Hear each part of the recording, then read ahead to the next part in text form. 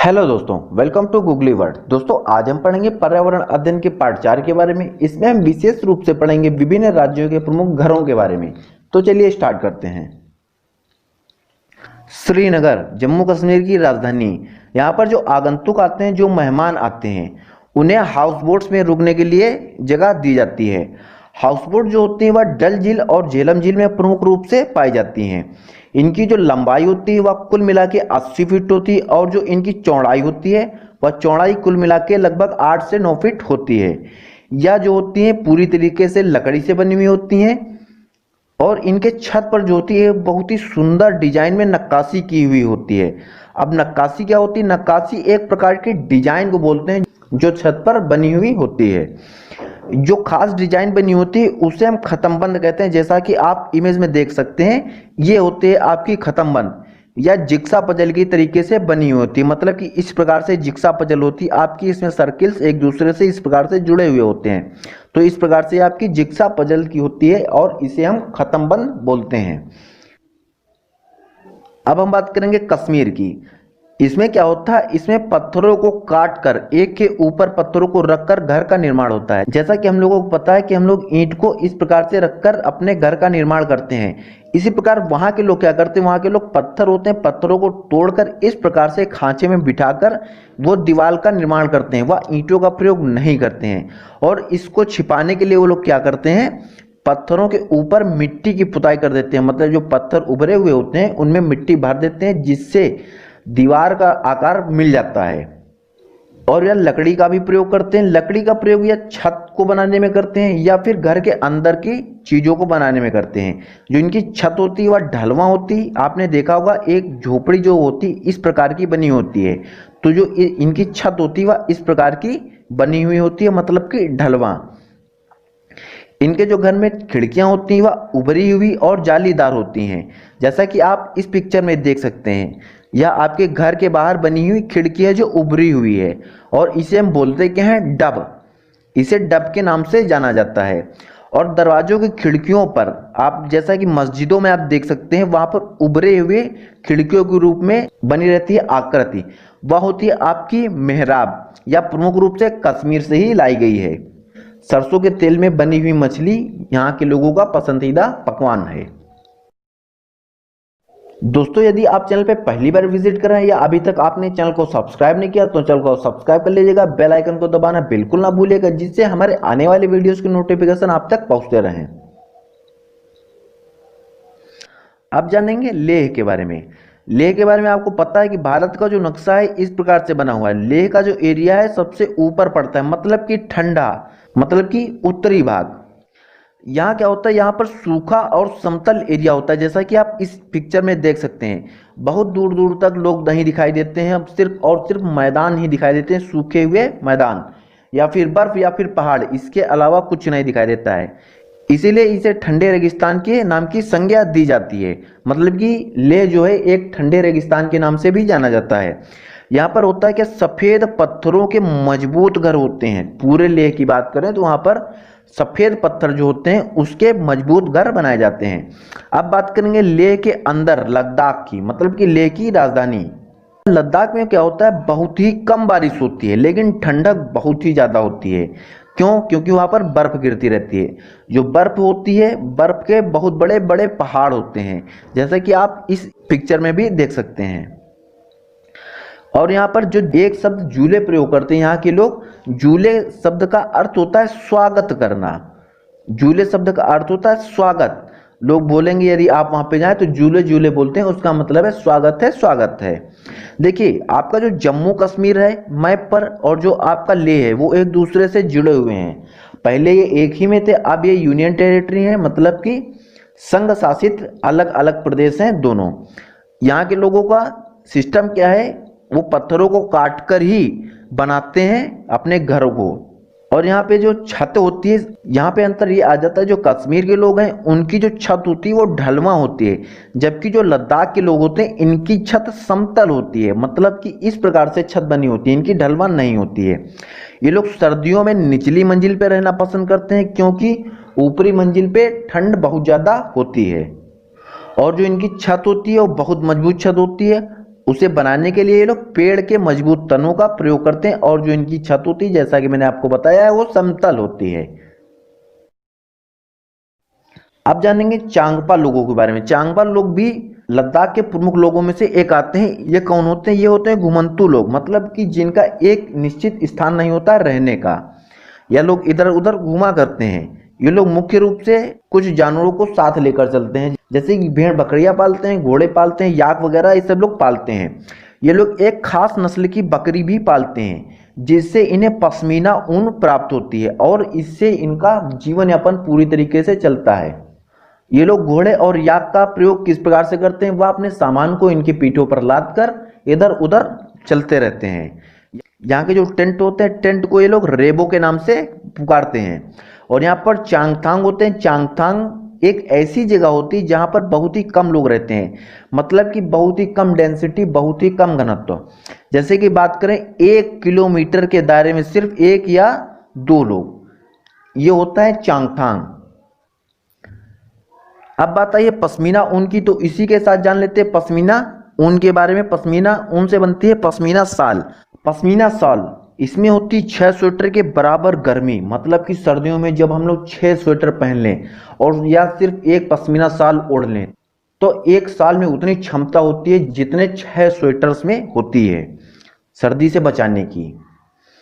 यह बहुत ही नरम होती है, बहुत ही पतली होती है और बहुत ही हल्की भी होती है। यह प्राप्त किस प्रकार से होती है? 5000 मीटर ऊंचाई पर लद्दाख में रहने वाली बकरियां, जहां पर सर्दियों में तापमान 0 डिग्री से लेकर -40 डिग्री सेंटीग्रेड तक हो जाता है, सर्दियों में इन बकरियों के बाल निकल आते हैं सर्दी से बचाने के लिए, और यही बाल गर्मियों में झड़ जाते हैं। और यह बाल बहुत ही नरम होते हैं, इतने नरम और इतने पतले होते हैं कि यदि बात करें व्यक्ति की तुलना में तो व्यक्ति का एक बाल और इन बकरियों के 6 बाल बराबर होते हैं, इतने पतले होते हैं इनके बाल। इतने पतले होने के कारण होता क्या है, जो शाल होती है उसका मशीन से बनाना संभव ही नहीं होता है, उसे हाथ से ही बनाना पड़ता है। और हाथ से बनाने के लिए एक बुनकर को 250 घंटे लगते हैं बनाने के लिए, सिर्फ और सिर्फ एक शाल को बनाने के लिए, सिर्फ और सिर्फ एक शाल को। तो इस प्रकार से होती है पश्मीना शाल, जो हमें लद्दाख में रहने वाली बकरियों से प्राप्त होती है। अब जानेंगे गोलकोंडा के किले के बारे में। गोलकोंडा का किला बना हुआ है एक ग्रेनाइट की पहाड़ी पर। यह 3 मील लंबी दीवारों से चारों ओर से घिरा हुआ है, मतलब कि इसकी जो दीवारें हैं वह चारों ओर से 3 मील लंबी हैं। और इसके दीवारों के किनारे किनारे आप यहाँ पर ध्यान दीजिए, खाई बनी हुई है, जिससे यहाँ पर दुश्मन का घुसना एकदम ना के बराबर संभव था। और इसके गेट पर जैसा कि आप इस पिक्चर में देख सकते हैं, यहाँ पर देखिए भाले टाइप में लगाए गए हैं लोहे के। या क्यों लगाए गए हैं? या दुश्मनों से सुरक्षा के लिए लगाए गए हैं, ताकि यदि दुश्मन आए अगर वह ध्यान न दे तो इन भालों से टकराकर मर जाए। और सबसे खास बात जो है इसकी, यहाँ पर बहुत ही बड़ी संख्या में बुर्ज देखने को मिलते हैं। बुर्ज क्या होते हैं? आपने देखा होगा महलों में इस प्रकार से दीवारें बनी होती हैं और उसके ऊपर इस प्रकार की आकृति से बनाए जाते हैं कुछ डिजाइन। तो ये डिजाइन क्या होती है? हमले के समय काम आती हैं। यदि आपने केसरी पिक्चर देखी होगी तो उसमें जो सिख लोग होते हैं वो जिस चीज के पीछे छुप कर बंदूक चलाते हैं वही होते हैं बुर्ज। इस प्रकार की जो आकृति होती है इसे बुर्ज कहा जाता है। इस किले की सबसे खास बात और किस लिए यह प्रसिद्ध हुआ, यह इतना मजबूत था। आप इसकी मजबूती का अंदाजा यहाँ से लगा सकते हैं कि औरंगजेब ने अपनी पूरी सेना लगा दी थी, घोड़ों हाथियों को लगा दिया था, बंदूकों तोपों को लगा दिया था, तब भी औरंगजेब 8 महीने तक इस किले में प्रवेश नहीं कर पाया था। अब इस चीज से आप अंदाजा लगा सकते हैं कि यह किला किस प्रकार से बनाया गया होगा। आप जानते हैं असम में बनने वाले घरों के बारे में। तो असम की राजधानी दिसपुर है और यहाँ की जो भाषा है वह असमिया भाषा है। यहाँ पर घर लोग किस प्रकार से बनाते हैं, यहाँ पर लोग जैसा कि आप पिक्चर में देख सकते हैं, जमीन से ये 10 या 12 फीट ऊंचाई पर घर बनाते हैं। क्यों बनाते हैं? ताकि यह जंगली जानवरों से और बाढ़ के पानी से बच सकें। और जो यह घर बनाते हैं वह पूरी तरह से बांस से बनाते हैं। बांस का प्रयोग करके ये घर बनाते हैं, उसी का प्रयोग करके ये छत बनाते हैं, और जो अंदर घर की चीज़ों को बनाते हैं वह लकड़ी का प्रयोग करते हैं। जैसा कि आप पिक्चर में देख सकते हैं, यह आपके असम में बनाए गए घर की ही पिक्चर है। अब बात करेंगे मनाली के घरों की। मनाली यह है आपका हिमाचल प्रदेश में, यह आपका पहाड़ी इलाका, यहाँ पर बहुत ही अधिक मात्रा में बारिश होती है। यहाँ पर बर्फ का गिरना तो बहुत ही नॉर्मल होता है, यहाँ पर बर्फ गिरती रहती, सर्दियों में तो बहुत बड़े बड़े पहाड़ बन जाते हैं इसमें। यहाँ पर जो लोग घर बनाते हैं वह पत्थर के घर बनाते हैं, और कुछ लोग लकड़ी का भी प्रयोग करते हैं। इस प्रकार से जैसा कि आप देख सकते हैं इस पिक्चर में, यहाँ पर लकड़ी का भी प्रयोग होता है और पत्थरों का भी प्रयोग होता है। ये लोग लकड़ी और पत्थर दोनों चीज का मिक्स करके अपने घरों का निर्माण करते हैं। आप जानेंगे राजस्थान में रहने वाले लोगों के घरों के बारे में। जैसा कि आप पिक्चर में देख सकते हैं कितना सुंदर घर लग रहा है ये। राजस्थान में क्या होता है आपको पता है, रेगिस्तानी एरिया है, वहां पर रेगिस्तान बहुत है, बरसात बहुत ही कम होती है, यहाँ पर अत्यधिक गर्मी होती है। यहाँ पर गर्मियों से बचने के लिए जो लोग घर बनाते हैं वह मिट्टी के बनाते हैं, और इसकी जो दीवारें होती बहुत ही मोटी बनाई जाती हैं, और छत जैसा कि आप देख सकते हैं इस प्रकार से बनी हुई होती है, इसे छप्पर बोला जाता है। और यह घास फूस और खरपतवार से बनाई जाती है, और कांटों का भी प्रयोग करते हैं ये लोग बनाने में। इस प्रकार से अपने घरों को सजाते हैं। डिजाइन जैसा कि आप देख सकते हैं इस प्रकार से घर के बाहर की, इस प्रकार से घरों का आकार होता है इनका। आप जानेंगे दिल्ली के बारे में। दिल्ली जैसा कि आप सभी को पता है कि भारत की राजधानी है। यहाँ पर जो मकान बने होते हैं बहुमंजिला इमारतों में बने होते हैं। यहाँ पर एक ही इमारत में सैकड़ों की संख्या में लोग रहते हैं। जैसा कि आप इमेज में देख सकते हैं इस प्रकार से बहुमंजिला इमारतें बनी होती हैं, जो कि ईंट और पत्थरों से बनी हुई होती हैं पूर्णतः।